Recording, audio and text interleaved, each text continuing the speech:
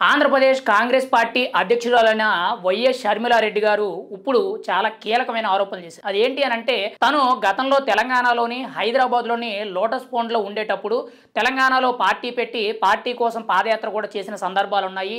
అక్కడ చాలా సందర్భాల్లో కూడా రాజకీయంగా ఏం జరుగుతుంది, ఆ తర్వాత ఎన్నికల ముందు కూడా పార్టీని కాంగ్రెస్లో విలీనం చేసి ఆ తర్వాత ఆంధ్రప్రదేశ్ కాంగ్రెస్ పార్టీ అధ్యక్షురాలుగా ఆవిడ బాధ్యతలు చేపట్టడం జరిగింది. ఆ తర్వాత నుంచి కూడా కీలకంగా చూసుకుంటే జగన్మోహన్ రెడ్డి గారికి వైఎస్ షర్మిలారెడ్డి గారికి ఇద్దరికి కూడా ఆస్తుల మధ్య మాటల వివాదం, కుటుంబ కలహాలు అనేవి రోడ్డుకి ఎక్కడం జరిగింది. ఆ తర్వాత రోజు రోజుకి కూడా ఇది పెద్దగా ముదిరి ఒక రకంగా జగన్మోహన్ రెడ్డి గారికి షర్మిల గారికి ఒక పెద్ద గ్యాప్ అనేది సృష్టించింది. అయితే ఇక్కడ వైఎస్ వివేకానంద రెడ్డి గారి హత్యకు సంబంధించి తన కూతురైన సునీతారెడ్డి గారు ఎవరైతే ఉన్నారో ఆవిడికి సపోర్ట్ చేస్తూ షర్మిలారెడ్డి గారు అయితే కొన్ని కీలకమైన వ్యాఖ్యలు చేయడం, తన అన్న జగన్మోహన్ రెడ్డి గారికి ఆపోజిట్ గా రాజకీయంగా చాలా తాడోపేడో తేల్చుకునే విధంగా చాలా గట్టి ఘాటైన విమర్శలు చేయడం జరిగింది. అయితే వైఎస్ షర్మిల ఏం చేస్తున్నారు, రాజకీయంగా తన మీద ఎటువంటి కుట్రలు పొందుతున్నారు, ఎవరెవరిని కలుస్తున్నారు, ఏం మాట్లాడుతున్నారు, ఏ రాజకీయ నిర్ణయాలు తీసుకుంటున్నారు అనే నేపథ్యంలో తన ఫోన్ ట్యాపింగ్ విషయంలో జగన్మోహన్ రెడ్డి గారు తనకి మిత్రుడైన తెలంగాణ మాజీ ముఖ్యమంత్రి అయిన కేసీఆర్ గారితో మాట్లాడి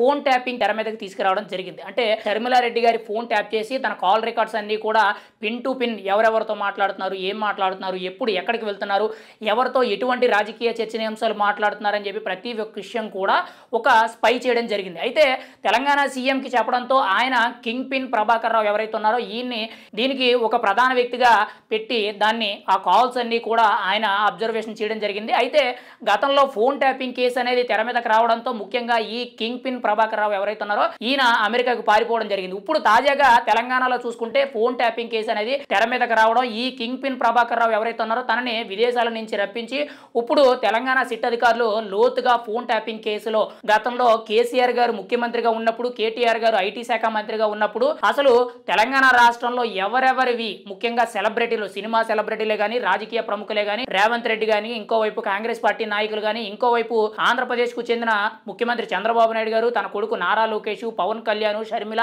ఇలా చాలా మంది వ్యక్తుల ఫోన్ ట్యాపింగ్లు జరిగాయని చెప్పి ఇప్పటికే కూడా ప్రధాన ఆరోపణలు అయితే వస్తున్నాయి. ఇప్పుడు తాజాగా చూసుకుంటే షర్మిల గారు కూడా తన ఫోన్ ట్యాప్ అయ్యింది, నాకు కూడా అనుమానాలు వస్తున్నాయి, గతంలో మేము ఏం మాట్లాడుకున్నా కానీ జగన్మోహన్ రెడ్డి గారికి తెలిసేది, మేము రాజకీయంగా ఏ నిర్ణయం తీసుకున్నా కానీ అది జగన్మోహన్ రెడ్డి గారికి తెలిసేది, ఇక్కడ ఖచ్చితంగా నాకు తెలిసినంత వరకు కూడా నా ఫోన్ కూడా ట్యాప్ అయ్యిందని నేను అనుకుంటున్నాను. పైగా అప్పుడు నాకు డౌట్ రావడంతో ఒక ప్రభుత్వంలో ఉన్న ఒక పై స్థాయి పోలీస్ అధికారి, మా నాన్నగారికి అత్యంత ఆప్త మిత్రుడు లాంటి పోలీస్ అధికారి నాకు స్వయంగా చెప్పడంతో నేను వెంటనే కూడా నా ఫోన్లు, సిమ్లు అన్ని కూడా మార్చడం జరిగింది, కొత్త ఫోన్ నెంబర్లతో అవసరం ఉన్నప్పుడు మాట్లాడడమే జరిగిందని చెప్పి ఆవిడైతే కొన్ని సంచలనమైన వ్యాఖ్యలు చేయడం జరిగింది. ఇప్పుడు ప్రభాకర్ రావు ఎవరైతే ఉన్నారో తెలంగాణ ఫోన్ ట్యాపింగ్ కేసులో కీలక నిందితుడు, ఆయన్ని సిట్ అధికారులు అయితే చాలా బలంగా విచారించడం జరుగుతుంది. ఇంకోవైపు కీలకంగా చూసుకుంటే ఆయన బయట పెట్టిన సమాచారంతో కొద్ది రోజుల్లోనే పెద్ద పెద్ద నేతలు అంటే మాజీ ముఖ్యమంత్రి కేసీఆర్ కానీ, మాజీ మంత్రి కేటీఆర్ కానీ, హరీష్ రావు వీళ్ళ పేర్లు వచ్చే అవకాశం ఉంది అని చెప్పి, వారితో పాటు ఆంధ్రప్రదేశ్ మాజీ ముఖ్యమంత్రి అయిన జగన్మోహన్ రెడ్డి గారి పేరు కూడా వినిపించబోతుందని చెప్పి కొంత సమాచారం అయితే వినపడుతుంది. ఏది ఏమైనా సరే ఒకరి